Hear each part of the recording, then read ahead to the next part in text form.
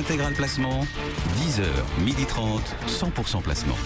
Alors justement, on verra face à ces chiffres d'inflation comment la BCE va réagir. Ceci dit, ce nouveau ralentissement de l'inflation n'est pas une surprise. Il avait été anticipé par les économistes. On attend la BCE au tournant la semaine prochaine, jeudi prochain, avec sa réunion mensuelle. Tiens, il est 11h54. Comme chaque jour, à cette heure-ci, on va vous apporter des idées de fonds de gestion dans lesquelles vous pouvez investir votre argent avec Thomas Lancereau. Bonjour Thomas. Bonjour Guillaume. Thomas Lancereau, le directeur de l'analyse des fonds chez Morningstar. Thomas, vous nous proposez aujourd'hui un fonds flexible, le genre de fonds dont on entend d'ailleurs de plus en plus parler.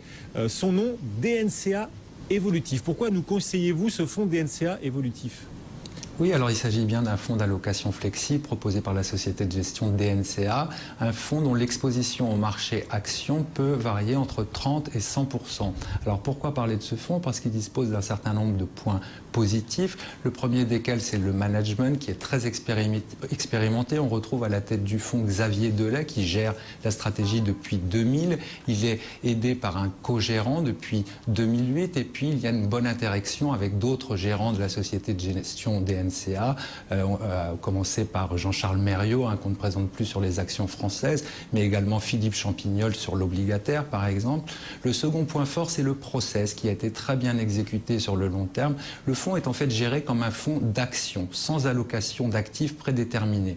La sélection de valeurs se concentre sur des entreprises qui sont jugées solides, mais avec un potentiel de revalorisation et un momentum positif. Et lorsque le gérant ne trouve pas d'opportunité sur le marché des actions, c'est là qu'il s'intéresse aux obligations, y compris le high yield, et vraiment, à défaut d'opportunité, il reste en cash. Le style de gestion est très actif et génère un turnover, un taux de rotation du portefeuille supérieur à 100%.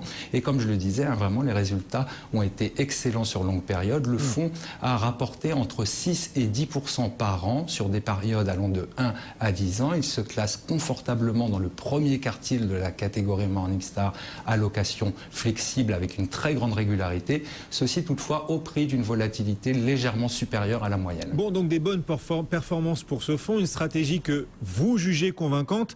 Justement, allons un peu plus dans le détail, Thomas. Qu'est-ce qu'on trouve dans le portefeuille ? Alors dans le dernier portefeuille collecté par Morningstar à fin mars 2014, on voit un positionnement que je qualifierais de modérément optimiste, avec une exposition aux actions de 61%. Je rappelle, le maximum c'est 100%. Et en fait, cette exposition action a atteint son point haut en mars 2013 et depuis, elle diminue de façon continue. Et ça illustre bien la grande discipline du gérant en termes de prise de profit. Les paris sectoriels que l'on retrouve en portefeuille résultent uniquement de la sélection de valeurs, notamment dans la santé, on a Novartis ou Sanofi qui contribuent donc à la forte pondération du portefeuille sur ce secteur. Il faut mentionner également un biais sur la France puisque 57% des actions détenues en portefeuille sont de l'Hexagone. On retrouve Total, Alcatel, Air France. Et puis en ce qui concerne le portefeuille obligataire, il se concentre sur des maturités courte pour éviter le risque de taux, bien sûr, mais la qualité de crédit, elle, est mauvaise avec un rating moyen de BB, clairement dans la catégorie speculative grade. Bon, on rappelle le nom de ce fonds, DNCA Évolutif. Nos auditeurs, nos téléspectateurs, est-ce que vous leur conseillez d'y investir ? Oui, nous avons une opinion positive sur ce fonds. Cette opinion, toutefois, serait encore meilleure s'il était moins cher. C'est un problème que l'on retrouve sur un certain nombre de fonds de DNCA. Les frais sont élevés, notamment du fait des commissions de mouvement. Vous savez, une source potentielle de conflit d'intérêts. Et là, comme le gérant est très actif, ça génère des commissions de mouvement et ça peut nous donner des frais courants plutôt délirants. On a eu 3,25 en 2012, 3,10 en 2013. Donc nous avons une opinion nettement néanmoins positive, puisque l'expérience du gérant et la bonne exécution de son process sur le long terme devraient lui permettre de surmonter ce handicap. Et la note des analystes Morningstar sur le fonds DNCA Évolutif est bronze. Pas mal, troisième meilleure note possible dans votre échelle Morningstar pour ce fonds donc DNCA Évolutif. Votre conseil du jour est un conseil concret, argumenté, documenté. Merci beaucoup Thomas Lancereau depuis Morningstar. Le CAC 40